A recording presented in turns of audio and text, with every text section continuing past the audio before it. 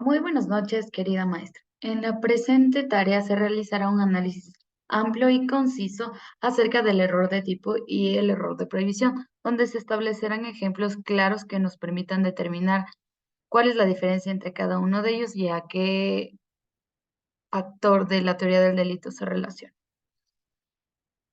Para ello, vamos a partir definiendo cada uno de estos errores, estableciendo una definición del error de tipo, del error de prohibición y cuándo estos son vencibles e invencibles. El error de tipo, de acuerdo al Código Orgánico Integral Penal, se establece cuando se menciona que no existe infracción penal por error o ignorancia invencibles debidamente comprobados, se desconocen uno o varios de los elementos objetivos del tipo penal, lo que elimina la responsabilidad de la persona. Este puede ser vencible e invencible. Vencible si el error se aplica la pena mínima prevista para la infracción reducida a un tercio, cuando sí se determina la responsabilidad porque la persona pudo haber previsto la afectación que generaría su conducta y por tanto sí se establece una responsabilidad, pero mínima, al no contar con todos los elementos objetivos del tipo penal.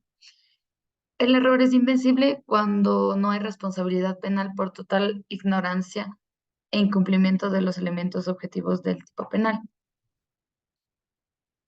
El error de prohibición, de acuerdo al Código Orgánico Integral Penal, existe un error de previsión cuando la persona por error o ignorancia invencible no puede prever la ilicitud de su conducta. En este caso también puede ser vencible e invencible.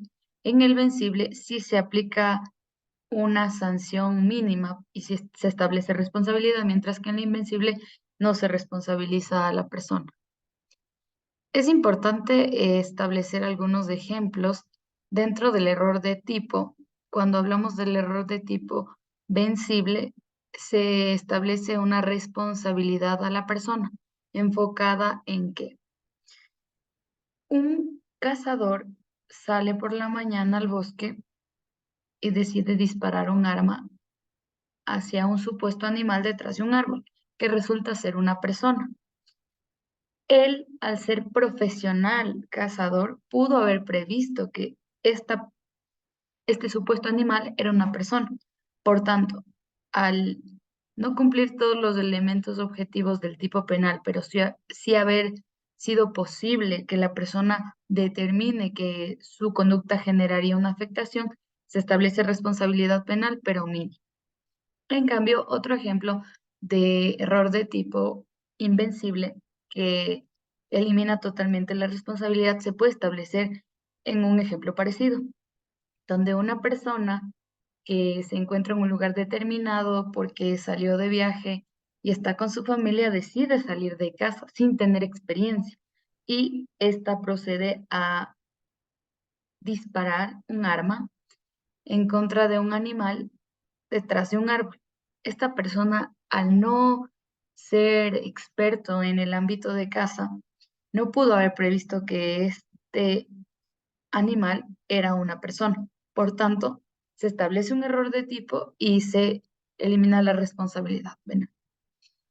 Por otro lado, en el error de prohibición, en cambio, se establece un ejemplo que se enfoca con el desconocimiento de la ley, es decir, el error de prohibición vencible sí establece responsabilidad en el que una persona iraquí viaja por primera vez a Ecuador y lleva dentro de su maleta 10 fundas de droga, marihuana y cocaína.